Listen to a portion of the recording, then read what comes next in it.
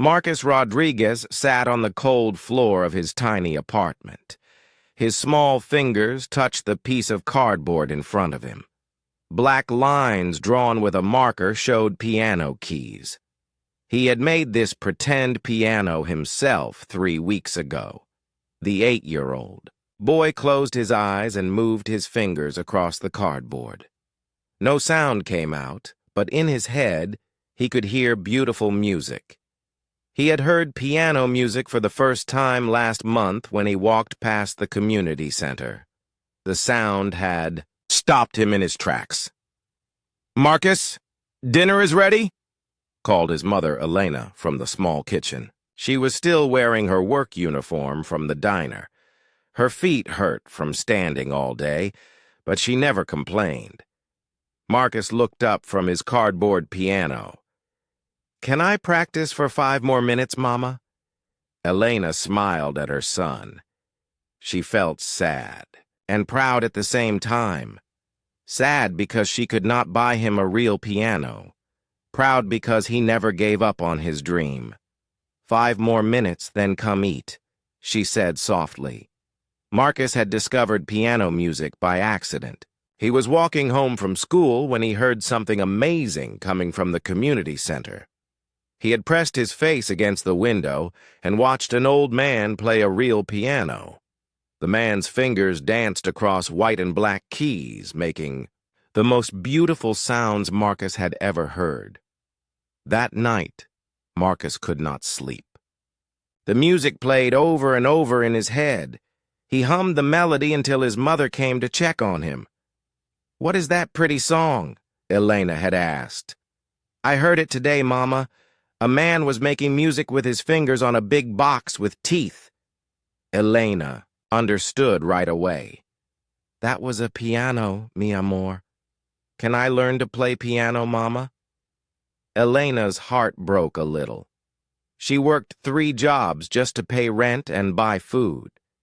Piano lessons cost more money than they had, but she did not want to crush her son's dream. "Maybe someday, Marcus. For now, why don't we make our own piano?" The next day was Saturday. Elena did not work at the diner on Saturdays, so she helped Marcus look for materials. They found a large piece of cardboard behind the grocery store. Elena helped Marcus draw piano keys with a black marker. They counted the keys on a picture. From the library, 88 keys in total. "There," Elena said when they finished. "Your very own piano." Marcus was so excited. He sat down and put his fingers on the cardboard keys just like he had seen the old man do. No sound came out, but Marcus did not care. He was playing piano. Every day after school, Marcus rushed home to practice on his cardboard piano. He would sit cross-legged on the floor and move his fingers carefully. He tried to remember how the old man had positioned his hands. Other kids in the neighborhood thought Marcus was strange. They would peek through the window and see him playing a piece of cardboard. Some laughed at him. "Look at the crazy boy playing. Fake piano," they would whisper. But Marcus did not listen to them. He was too busy learning. At the library, he found books about piano. He could not read all the words yet, but he looked at the pictures. He saw how real piano players held their hands. He studied their finger positions. Mrs. Garcia, the librarian, noticed Marcus always looking at piano books. "Do you like music, Marcus?" she asked one day. "Yes, I want to play piano, but I only have a cardboard one." Mrs. Garcia felt touched by the boy's honesty. "Would you like to watch some videos? We have computers here." Marcus's eyes grew wide. Videos of piano playing? Yes, many videos. From that day on, Marcus spent time at the library after school. He watched piano videos on the computer. He learned about scales and finger exercises. He memorized everything he saw. At home, Marcus practiced what he learned. His cardboard piano became more real to him each day. He could imagine the weight of real keys under his fingers. He could hear the music in his mind. Elena worked long hours, but she always made time to watch Marcus practice. She would sit in the old chair and listen to him hum melodies while his fingers moved across the cardboard. "You are getting very good," she would tell him. "Do you really think so, Mama?" "I know so. Your fingers move like a real piano player." Marcus beamed with pride. His mother's words meant everything to him. One evening, Marcus was practicing when he heard piano music coming from outside. He ran to the window and saw a truck parked across the street. Someone was moving into the apartment building next door. The truck had a real piano in the back. Marcus watched as men carried the piano into the building. It was small and brown, but to Marcus it looked like the most beautiful thing in the world. "Mama, look! A real piano!" Elena came to the window. She saw the excitement in her son's eyes. "Maybe the new neighbors will let you see it sometime," she said. That night, Marcus dreamed about the piano. In his dream, he was playing beautiful music on real keys. People were listening and smiling. When he woke up, he was more determined than ever to become a real piano player. The next day at school, Marcus could not concentrate. All he could think about was the piano in the building next door. During recess, instead of playing with other kids, he sat by himself and practiced finger exercises on his desk. His teacher, Miss Johnson, noticed Marcus moving his fingers in strange patterns. "Marcus, what are you doing?" "Practicing piano, Miss Johnson. But there is no piano here. I practice on anything. My cardboard piano at home, my desk, even my legs sometimes." Miss Johnson was amazed by the boy's dedication. She had never seen a child so focused on learning something. When Marcus got home from school, he heard piano music again, but this time it was coming from the building next door. Someone was playing the piano he had seen yesterday. Marcus grabbed his cardboard piano and sat by the window. He listened carefully to the music and tried to copy it on his cardboard keys. His fingers moved along with the melody he heard. Elena came home from work and found Marcus by the window, completely absorbed in his practice. "You have been practicing all afternoon?" she asked. "The neighbor is playing real piano, Mama. I am learning from them." Elena looked at her son with wonder. Most 8-year-old boys wanted toys or video games. Her son wanted nothing more than to make music. That night, as Marcus lay in bed, he made a promise to himself. Someday he would play on a real piano. Someday he would make beautiful music that people could actually hear. Until then, he would keep practicing on his cardboard piano every single day. The dream that started with a piece of cardboard was just beginning. 3 months had passed since Marcus made his cardboard piano. Every day he practiced for at least 2 hours. His fingers were getting stronger and calluses formed on his fingertips from pressing against the rough cardboard. The neighbor who lived next door played piano every evening at 6 o'clock. Marcus learned to time his practice with theirs. He would listen through the thin walls and try to copy the melodies on his cardboard keys. One day, Marcus decided to be brave. He knocked on his neighbor's door. An old woman with gray hair answered. "Hello, little boy. Can I help you?"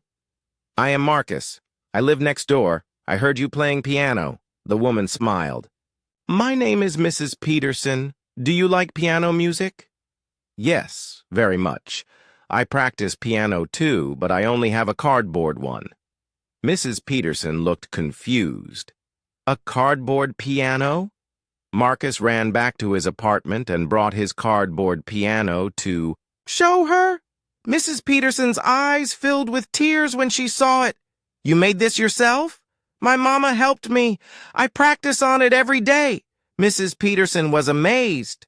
"Would you like to see my real piano?" Marcus could hardly believe his ears. "Really? You would let me see it?" "Of course, come in." Marcus followed Mrs. Peterson into her small apartment. In the corner sat a beautiful upright piano. The keys were white and black, just like in the pictures he had studied at the library. "It is so beautiful," Marcus whispered. "Would you like to touch it?" Marcus nodded, his heart beating fast. He reached out one finger and gently pressed a white key.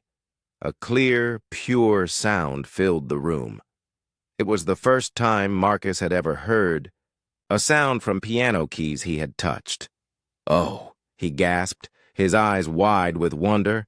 "Try playing something," Mrs. Peterson encouraged. Marcus placed his small hands on the keys the way he had practiced 1,000 times on cardboard. He played a simple melody he had memorized from watching videos at the library. The music filled the room. Mrs. Peterson was shocked. "Marcus, you have never played a real piano before?"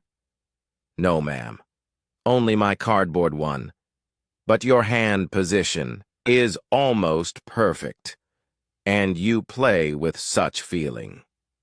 From that day on, Mrs. Peterson invited Marcus to practice on her piano for 30 minutes every day after school. She was a retired piano teacher and was amazed by Marcus's natural talent and dedication. "You have a gift, Marcus," she told him. "I have taught piano for 40 years, and I have never seen a child with such determination." Marcus's skill improved quickly now that he could practice on a real piano. But he never stopped using his cardboard piano at home. He would practice scales and finger exercises on the cardboard, then apply what he learned on Mrs. Peterson's piano. At school, word began to spread about Marcus and his unusual practice method. Some kids still laughed at him, but others became curious. "Is it true you learned piano on cardboard?" asked a girl named Sarah. "Yes, I still practice on it every day." "That is impossible. You cannot learn piano without a real piano." Marcus just smiled. He knew the truth. He had learned that dedication mattered more than having perfect equipment. Miss Johnson, his teacher, called Marcus to her desk one day. "Marcus, I heard about your piano playing. Would you like to perform for our class talent show?" Marcus felt scared and excited at the same time. "I do not know if I am good enough. I think you would surprise everyone." That evening, Marcus told his mother about the talent show invitation. "Should I do it, Mama?" Elena hugged her son. "You have worked so hard, mi amor. I think you should share your gift with others." Marcus decided to perform in the talent show. He asked Mrs. Peterson if he could borrow her piano for the performance. She was happy to help. "What will you play?" she asked. "A song I learned from listening to you practice. It is called Fur Elise." Mrs. Peterson was impressed. "That is not an easy piece, Marcus. I have been practicing it on my cardboard piano for weeks." The day of the talent show arrived. Many parents came to watch their children perform. Elena took time off work to be there. She sat in the front row, proud but nervous. Marcus was the last performer. He walked onto the small stage where Mrs. Peterson's piano had been moved. He wore his best shirt and pants, which Elena had washed and ironed carefully. The audience grew quiet as Marcus sat at the piano bench. He placed his hands on the keys and began to play Fur Elise. The music filled the school auditorium. Parents and children listened in amazement. No one expected such beautiful music from the quiet boy who was known for playing cardboard piano. When Marcus finished, the room was silent for a moment. Then everyone began clapping loudly. Some people stood up. Elena had tears in her eyes. After the performance, many people came to talk to Marcus. "Where do you take piano lessons?" asked one mother. "I do not take lessons. I learned by watching videos and practicing on cardboard. The people looked amazed. They could not believe a child could teach himself to play so well. A man in a suit approached Marcus. I am Mr. Williams, the music teacher at the high school. I heard about your story. Would you be interested in joining our Young Musicians program? Marcus looked at his mother. Elena nodded with a smile. It is free, Mr. Williams explained. We meet every Saturday morning. You would learn with other young musicians. Marcus could hardly contain his excitement. Yes, I would love that. Word about Marcus's performance spread through the community. The local newspaper wanted to write a story about the boy who learned piano on cardboard. A reporter came to their apartment and took pictures of Marcus with his cardboard piano. How many hours do you practice each day? The reporter asked. At least 3 hours. 2 hours on my cardboard piano at home and 1 hour on Mrs. Peterson's real piano. Why do you still use the cardboard piano? Because it taught me that I do not need perfect things to follow my dreams. It reminds me that practice and love for music are more important than expensive equipment. The newspaper article was published the following week. The headline read, Local Boy's Cardboard Piano Leads to Musical Success. After the article came out, more people learned about Marcus's story. Some families offered to let him practice on their pianos. A music store owner said Marcus could come practice on their instruments any time, but Marcus remained humble. He still practiced on his cardboard piano every day. He still lived in the same small apartment with his mother. The only difference was that now he had hope. He could see that his dreams were possible. Mrs. Peterson became like a grandmother to Marcus. She taught him more advanced pieces and helped him understand music theory. But she never forgot the day he first showed her his cardboard piano. Marcus, she said one evening after practice, you have taught me something important.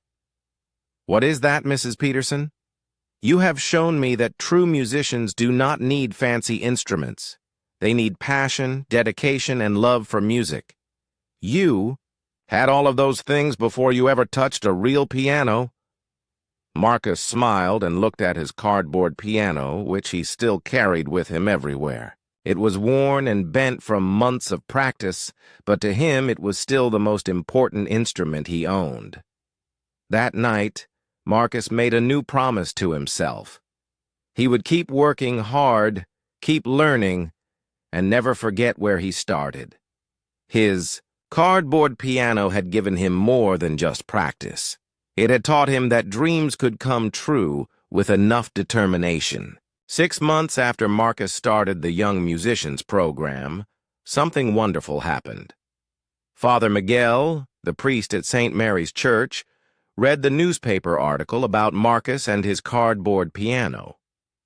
Father Miguel had been looking for someone to help with the church music program. The church had an old piano that nobody used very much.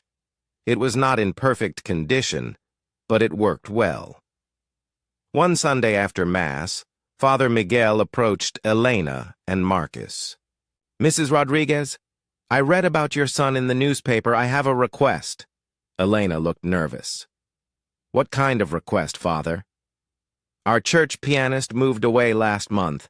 We need someone to play piano during children's choir practice.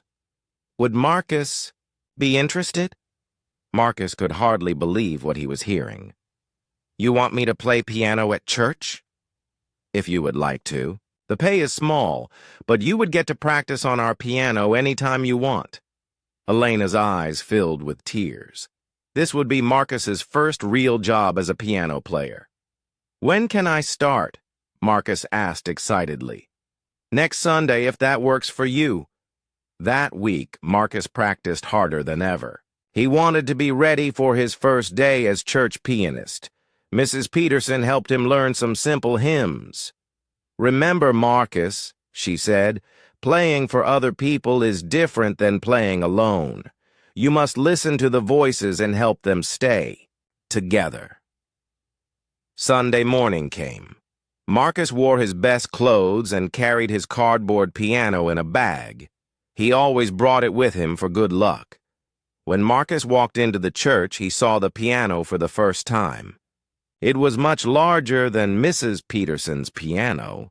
Some of the keys were yellow with age, and a few made scratchy sounds, but Marcus thought it was beautiful.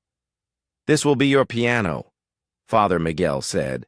"You can practice here whenever the church is open." The children's choir had 12 kids, all between ages 6 and 10. They looked at Marcus curiously. "This is Marcus," Father Miguel announced. "He will be our new piano player." One of the children raised her hand. "Is it true he learned piano on cardboard?" Father Miguel smiled. "Yes, that is true. Marcus will show you that dedication is more important than having perfect equipment." Marcus sat at the piano bench and placed his hands on the keys. He started with a simple warm-up song. The children began to sing along. Their voices mixed with the piano music, creating something beautiful. After choir practice, the children gathered around Marcus. "Will you show us your cardboard piano?" asked a boy named Tommy. Marcus pulled out his worn cardboard piano. By now, some of the drawn keys were fading and the cardboard was bent and soft from so much use. "This is how I learned," Marcus explained. "I practiced on this every day for months before I ever touched a real piano." The children were amazed. They took turns pressing the cardboard keys, but of course, no sound came out. "How did you know if you were playing correctly?" asked a girl named Lisa. "I listened to music in my head. I imagined how it should sound." From that day on, Marcus came to the church every day after school. He would practice on the old piano for 2 hours, then go home and practice on his cardboard piano for another hour. Father Miguel often stopped by to listen. He was amazed by how much Marcus improved each week. "Marcus, you have a special gift," Father Miguel said one day. "But more than that, you have a special heart. I can hear your feelings in your music." Word spread through the neighborhood about the young piano player at St. Mary's Church. People began coming to Sunday service just to hear Marcus play. Mrs. Chen, who owned the Chinese restaurant down the street, was one of these people. She had studied piano in China when she was young, but had not played in many years. After church one Sunday, Mrs. Chen approached Marcus. "Your playing reminds me of why I fell in love with piano music," she said. "Would you like to learn some classical pieces? I could teach you." Marcus looked at his mother, who nodded with a smile. "I would love that, Mrs. Chen," Mrs. Chen began, giving Marcus free piano lessons every Tuesday evening at the church. She taught him pieces by famous composers like Bach, Mozart, and Chopin. "These composers wrote music that tells stories," Mrs. Chen explained. "When you play their music, you must feel the story and share it with people who listen." Marcus understood exactly what she meant. He had been feeling music in his heart since the day he first heard piano at the community center. Under Mrs. Chen's teaching, Marcus learned to play much more difficult pieces. His technique improved, and his understanding of music grew deeper. But Mrs. Chen noticed something special about Marcus that even she had not expected. "Marcus, you do not just play the notes correctly," she told him one evening. "You play with emotion that I have not heard in years. Where does this feeling come from?" Marcus thought about the question. "I think it comes from my cardboard piano. When I practiced on cardboard, I had to imagine the music so clearly that it became real in my heart. Now, when I play real piano, that feeling is still there." Mrs. Chen was amazed. She had taught many students over the years, but none of them played with the depth of feeling that Marcus had. "Marcus, I think you should enter a piano competition." Marcus felt scared and excited. "Do you really think I am good enough?" "I know. You are. But more importantly, I think other people should hear your music."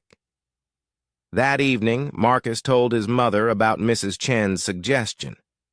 "A piano competition sounds expensive," Elena said worriedly. "Mrs. Chen said she would help with the entry fee. She believes in me, Mama." Elena looked at her son. In just 1 year, he had grown so much. Not just as a piano player, but as a person. He was more confident now, but still humble and kind. "If Mrs. Chen thinks you are ready, then I support you." Mrs. Chen helped Marcus choose a piece for the competition. They decided on Für Elise by Beethoven, the same piece he had played at his school talent show, but now he would play it much better. "You know this piece well," Mrs. Chen said, "but now we will make it perfect." For the next 2 months, Marcus practiced Für Elise every day. He played it on the church piano, on Mrs. Peterson's piano, and on his cardboard piano. He knew every note by heart, but Mrs. Chen taught him that knowing the notes was not enough. "Feel the sadness in this music," she said. "Beethoven wrote this for someone he loved. When you play it, think about love and loss and hope." Marcus practiced feeling the emotions while he played. It was harder than learning the notes, but gradually his playing became more expressive. The competition was called the Regional Youth Piano Contest. It was held at the city's main concert hall. Marcus had never seen such a big, fancy building. When they arrived for the competition, Marcus saw many other young piano players. Most of them wore expensive clothes and carried fancy music bags. Their parents talked about private teachers and expensive piano lessons. Marcus felt out of place. He wore his best clothes, but they were simple. He carried his sheet music in, a folder Elena had bought at the dollar store, and in his backpack he had his cardboard piano for good luck. "Are you nervous?" Mrs. Chen asked.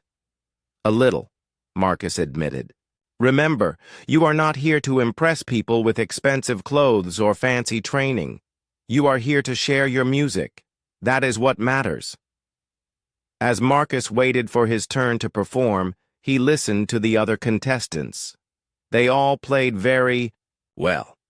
Their technique was perfect and they made no mistakes.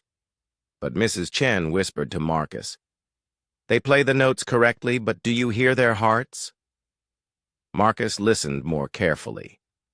The other players were technically skilled, but their music felt cold to him. It was beautiful, but it did not touch his emotions the way music should. When Marcus's turn came, he walked onto the big stage. The concert hall was much larger than anywhere he had ever played. Hundreds of people sat in red velvet chairs, watching him. Marcus sat at the grand piano. It was the most beautiful instrument he had ever seen. The keys were perfectly white and black, and when he touched them, they felt smooth and responsive. For a moment, Marcus closed his eyes and thought about his journey. He remembered the first day he made his cardboard piano. He remembered the hours of practice, the encouragement from his mother, the kindness of Mrs. Peterson, and the wisdom of Mrs. Chen. Then Marcus began to play Für Elise. As his fingers moved across the keys, he forgot about the audience and the competition. He played from his heart, feeling every emotion in Beethoven's music. When he finished, the concert hall was completely silent for several seconds. Then the audience began to applaud loudly. Some people stood up. Marcus looked out at the audience and saw his mother in the front row. She was crying with pride and joy. That day, Marcus did not win first place in the competition. He came in third. But something more important happened. After the competition, many people came to talk to him. "Your playing touched my heart," said an elderly woman. "I have been to many piano competitions," said a man in a suit, "but I have never heard music with so much feeling."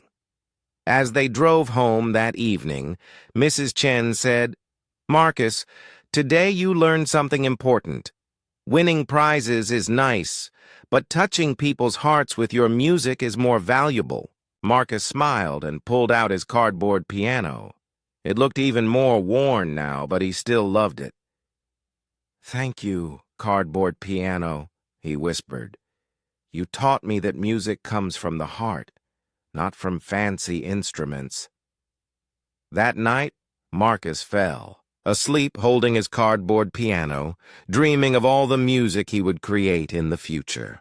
News about Marcus's performance at the regional youth piano contest spread quickly through the music community.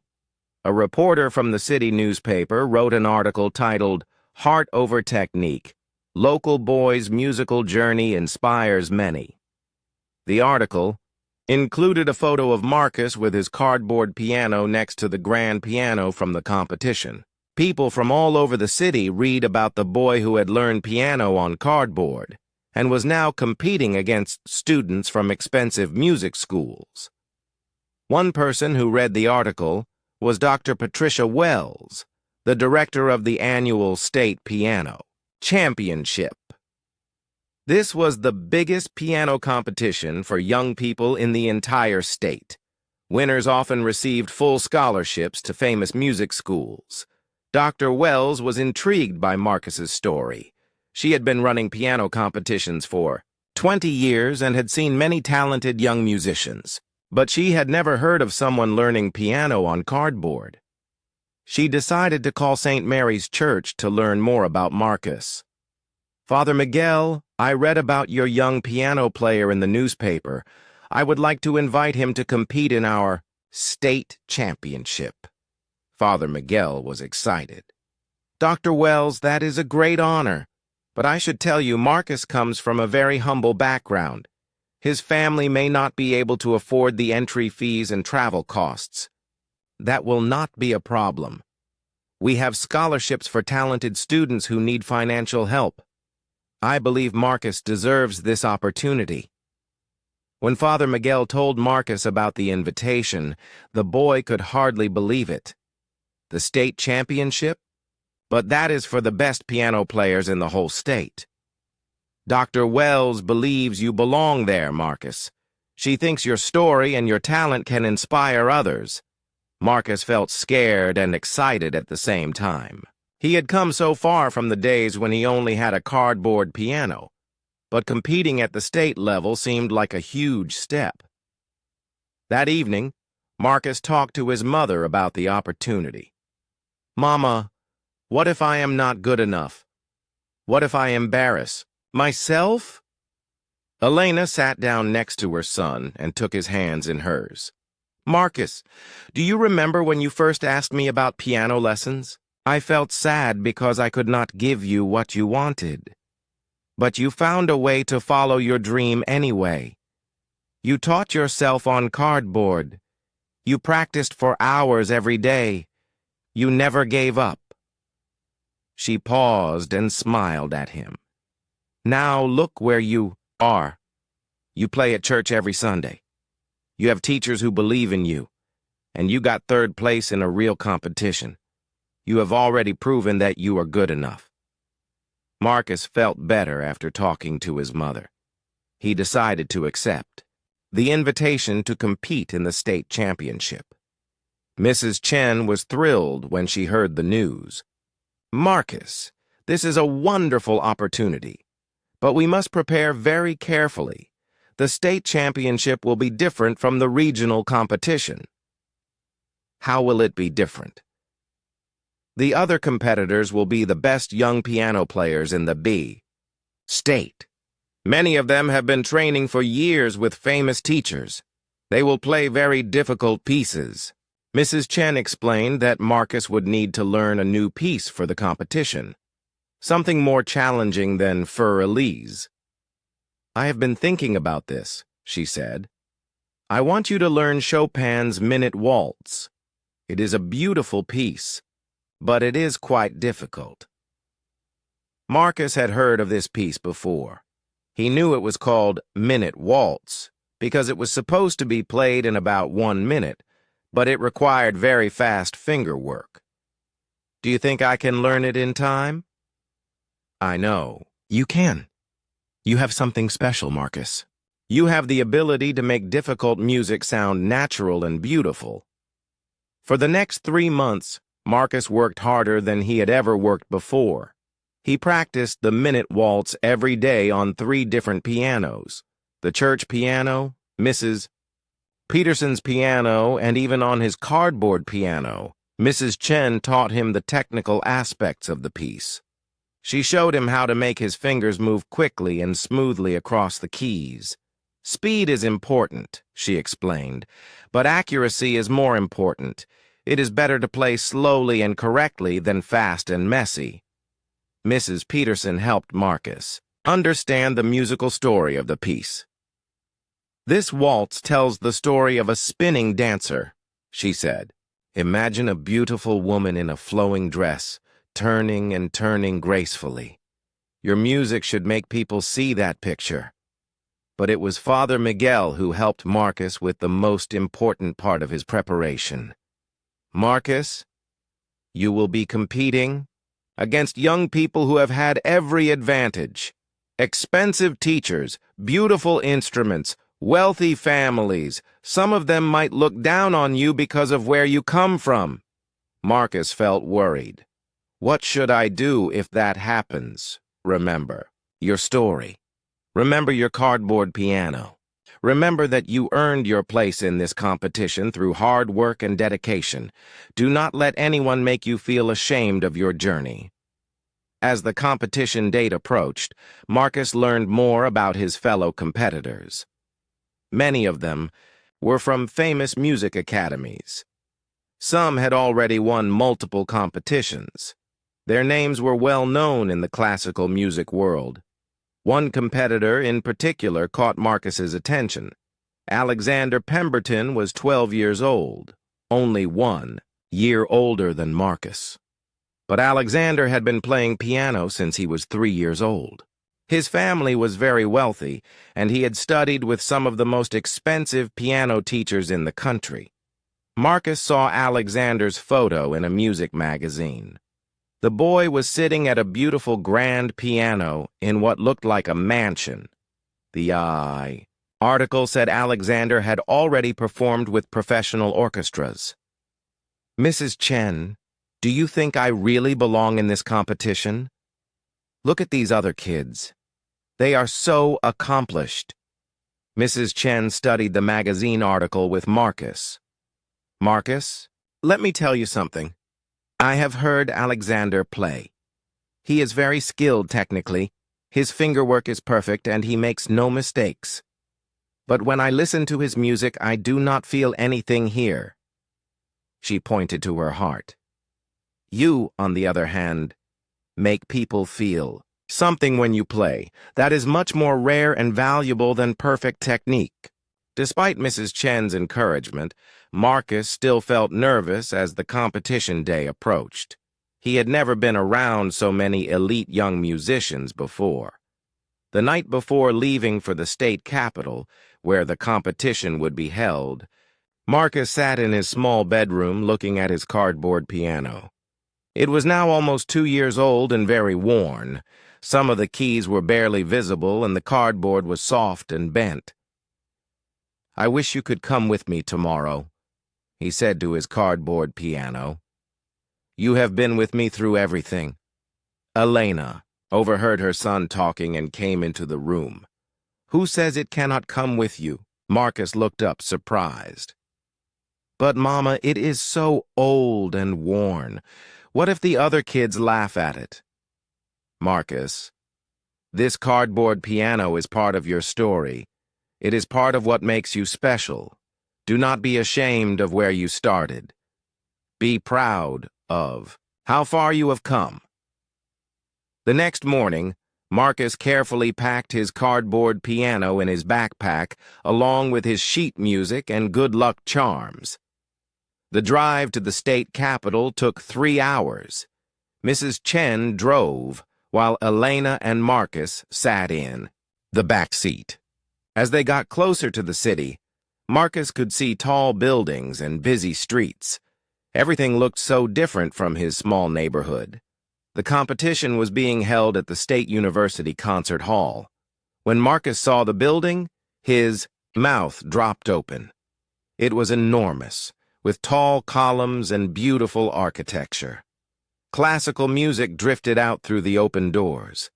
Inside, the lobby was filled with young piano players and their families. Marcus had never seen so many well-dressed people in one place. The children wore expensive clothes and carried professional music bags. Their parents talked about private schools and summer music camps. Marcus suddenly felt very small and out of place. His clothes were clean and neat, but they were clearly not expensive. His folder of sheet music looked simple compared to the leather portfolios other kids carried.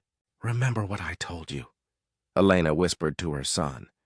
"You earned your place here." As they checked in for the competition, Marcus overheard a conversation between two mothers. "Did you hear about the boy who learned piano on cardboard? Apparently, he is competing today." "How ridiculous," the other mother replied. "This is a serious competition. It is not a place for novelty acts." Marcus felt his cheeks burn with embarrassment. Mrs. Chen noticed his discomfort. "Marcus, do not listen to them. They do not understand your journey because they have never had to work for anything. You are here because you deserve to be here." Soon it was time for the competitors to practice on the stage piano. Each participant got 15 minutes to familiarize themselves with the instrument. When Marcus's turn came, he walked onto the huge stage. The concert hall had over 1,000 seats, all empty except for the few people preparing for the competition.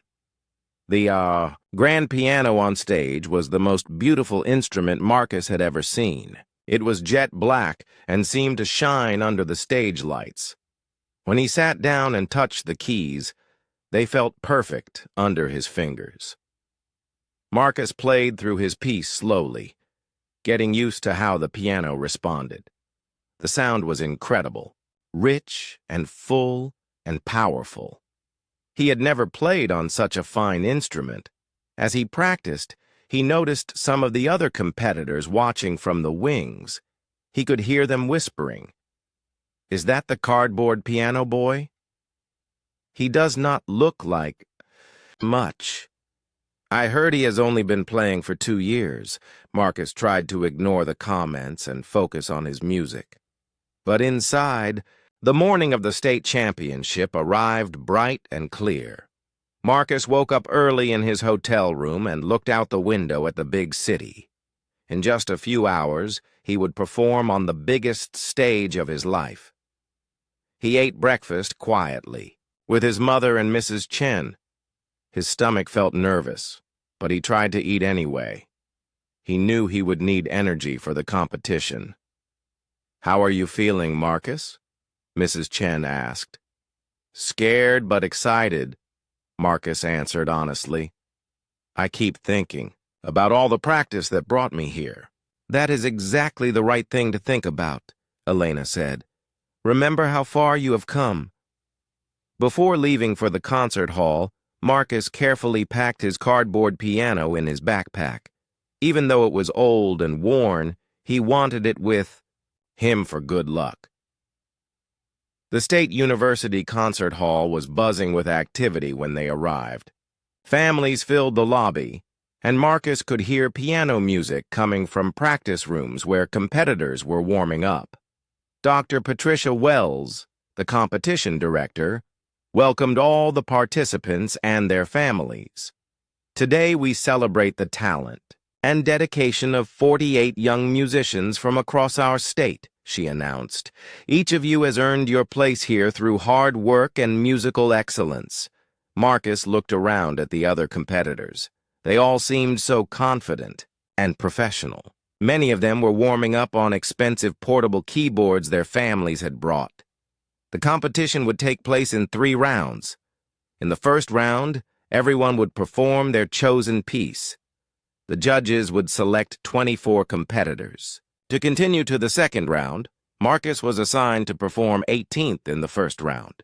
This meant he would have to wait and listen to 17 other performers before his turn. As the competition began, Marcus listened carefully to each performance. The level of playing was incredibly high. These young musicians played difficult pieces with technical skill that amazed him. Alexander Pemberton, the wealthy 12-year-old Marcus had read about, performed 7th. He played a very challenging piece by Liszt with perfect technique.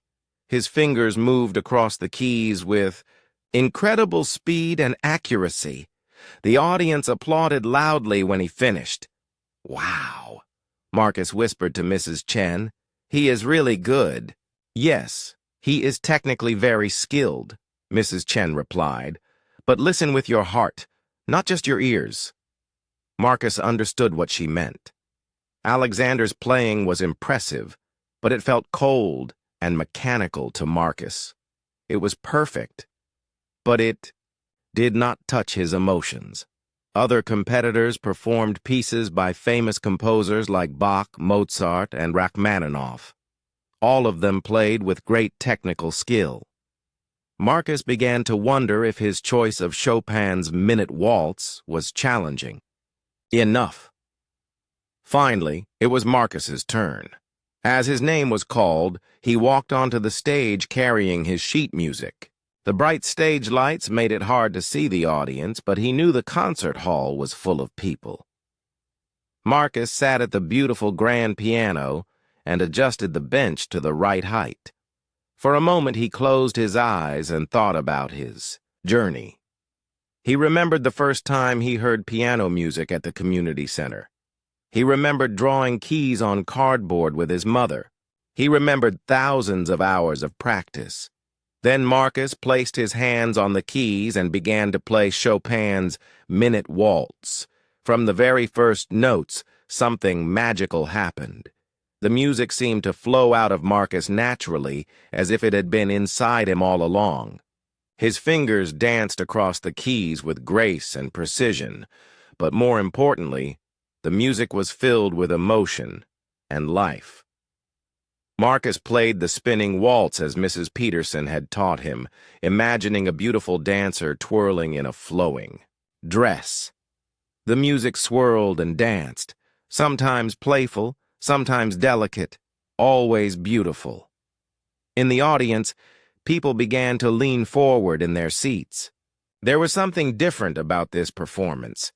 Unlike the technically perfect but emotionally cold playing they had heard earlier, Marcus's music touched their hearts. When Marcus finished the piece, the concert hall was completely silent for several long seconds. Then the audience erupted in applause that lasted much longer than for any previous performer. Many people stood up clapping enthusiastically. As Marcus walked off the stage, he felt proud but nervous. He had played his best, but he did not know if it would be enough to advance to the next round. During the break, while judges decided which 24 competitors would continue, Marcus sat with his mother and Mrs. Chen in the lobby. "You played beautifully," Elena told her son. "I am so proud of you." But was it good enough? Marcus worried. Everyone else played such difficult pieces. "Marcus," Mrs. Chen said gently, "you cannot control what the judges decide. You can only control how well you play. And today, you played with more heart and soul than I have ever heard from you." When Dr. Wells announced the 24 competitors who would advance to the second round, Marcus held his breath. "Marcus Rodriguez," she called. Marcus felt a rush of joy and relief. He had made it to the second round of the state championship.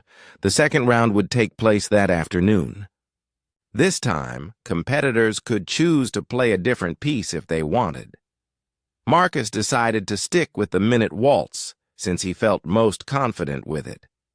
In the second round, only 12 competitors would advance to the finals. The level of competition was even higher now, with only the best performers remaining.